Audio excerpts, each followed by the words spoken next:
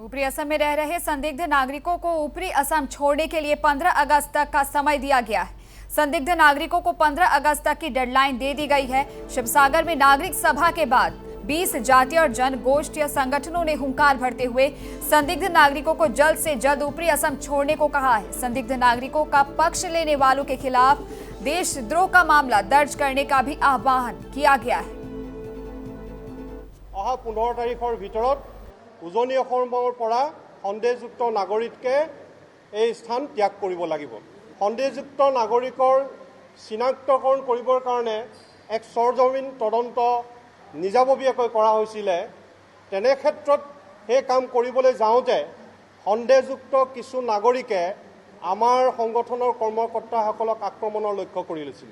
সেই বাংলাদেশীৰ পক্ষ লোৱা নিজকে বাংলাদেশী বুলি চিনাকি দি দম্ভ মাৰি খিলঞ্জীয়া সংগঠনৰ নেতা কৰ্মীক আক্ৰমণ কৰা এই ঘটনাত জড়িত থকা ব্যক্তিসকলক শীঘ্ৰে গ্ৰেপ্তাৰ কৰিবলৈ আজিৰ সভাই সিদ্ধান্ত লৈছে। অসমত অবৈধভাৱে বসবাস কৰি থকা সকলো সন্দেহযুক্ত নাগৰিকক চিনাক্তকৰণ আৰু বিতৰণৰ ব্যৱস্থা অসম চৰকাৰে কৰিব লাগিব। অসম চুক্তিৰ আধাৰত 1971 চনৰ 24 মাৰ্চৰ পাছত অহা সকলো বিদেশী নাগৰিক অসমৰ পৰা বহিষ্কাৰ কৰিব লাগে। যদিও সামাজিকভাৱে আমি ভাৰতবৰ্ষৰ নাগৰিক ভিত্তিবৰ্ষ 1951 চনটো আমি কাৰ্যকৰী হোৱাটো আজিৰ সভাই আহ্বান জনাইছোঁ।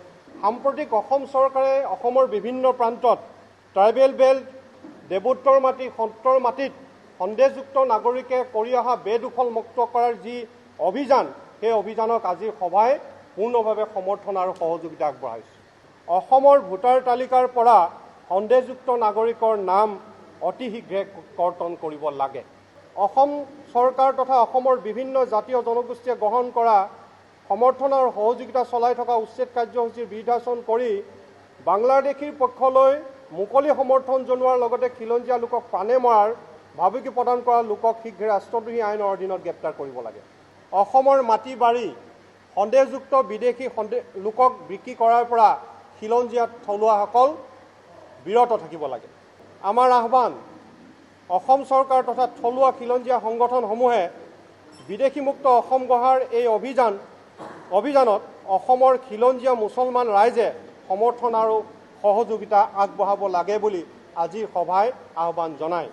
অহা ইংৰাজী 20 তাৰিখে শিৱসাগৰত এখন খিলঞ্জীয়া নাগৰিক সভা আয়োজন কৰা হওক।